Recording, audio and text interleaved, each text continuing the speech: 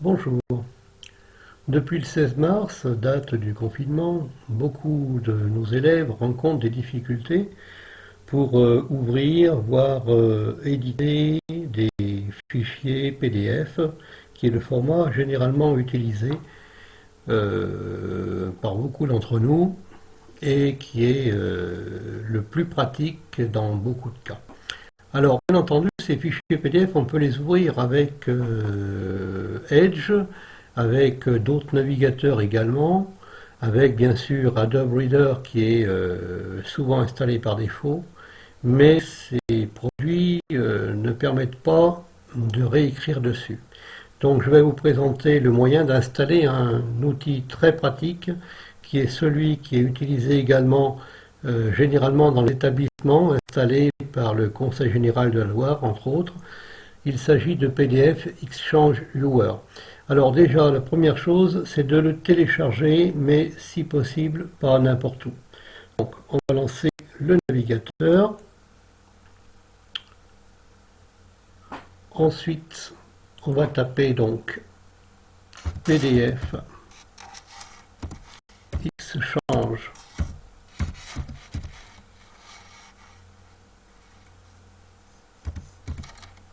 Viewer.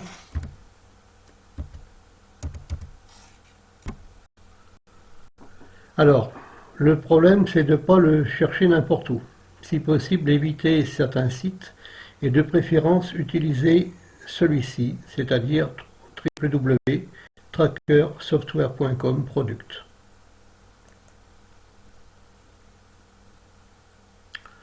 Ensuite, toujours histoire de ne pas se compliquer la vie, on va aller choisir ici sur Download la version exe installer 32-64 bits. Normalement, le téléchargement doit commencer, voilà. On enregistre le fichier. Vérifier son suivi. Voilà, pour moi c'est bon, il est arrivé.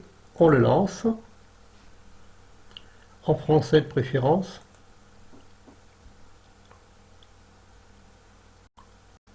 Il est en train de commencer de s'installer, tout se passe bien. Suivant, on peut bien sûr dire que l'on comprend et accepte les termes du contrat de licence, sinon ça ne marchera pas. Ensuite, on valide. Suivant, on peut laisser tel quel, il n'y a rien à modifier. On continue. Ici, on peut mettre une icône sur le bureau si on veut ou pas, ça n'a pas d'importance. On peut laisser également utiliser le système visionneuse par défaut dans le navigateur. Alors là, par contre, vu qu'on n'a pas de numéro d'enregistrement, on passe en free version. C'est pas un problème, ça fonctionne très bien. On installe.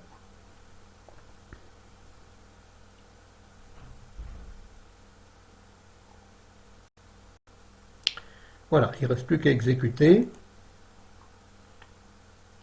On va le mettre en plein écran pour voir un petit peu mieux ce qui se passe. Alors, utiliser la visionneuse par défaut, bah oui, pourquoi pas, mais ce n'est pas une obligation. On ouvre donc en plein écran pour y voir un peu plus clair. Et là, surtout, ce qui est intéressant, c'est qu'il y a plein d'outils que l'on peut utiliser ou pas utiliser suivant le cas. Donc, justement, parmi les choses intéressantes, c'est ce qui apparaît en gris ici pour l'instant, parce que moi je l'avais déjà installé précédemment. Ce sont les outils d'écriture, de commentaires, des notations. Donc première chose à faire après installation, c'est d'aller sur Affichage, barre d'outils, et de bien cocher barre d'outils, commentaires et notations. Et ensuite de revenir une deuxième fois de nouveau sur Affichage, encore barre d'outils, et rajouter barre d'outils propriétés. C'est ce qui va permettre de changer par exemple la taille des caractères, la couleur, etc. Voilà. Une fois que ceci est fait, on peut se permettre d'ouvrir n'importe quel document et donc du coup de pouvoir faire à peu près tout ce que l'on veut. Voilà. Alors là sur la version gratuite, on ne peut pas créer de documents réellement, mais on peut toutefois en faire un, mais avec des annotations en plus. Mais c'est pas grave, juste pour montrer les possibilités. Voici déjà même s'il y a des petites choses qui s'affichent en plus, ça n'empêche pas qu'on peut travailler très bien aussi. Alors, on peut bien sûr faire du dessin, justement. Hop, voilà.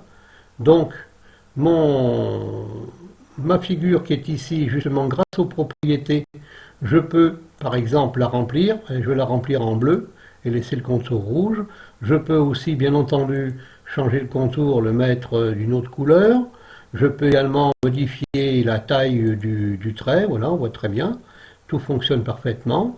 Et bien entendu, surtout ce qui est intéressant pour nous, c'est qu'on peut rajouter du texte. Donc là, entre autres, il s'agit, par exemple, d'un cercle. Ah non, pardon, en erreur, c'est faux. Il s'agit plutôt d'un disque. Voilà. Donc, on peut taper ce que l'on veut. Maintenant, ensuite, on peut éditer notre texte et changer, par exemple, la police. On peut bien sûr l'agrandir. On peut la changer de couleur.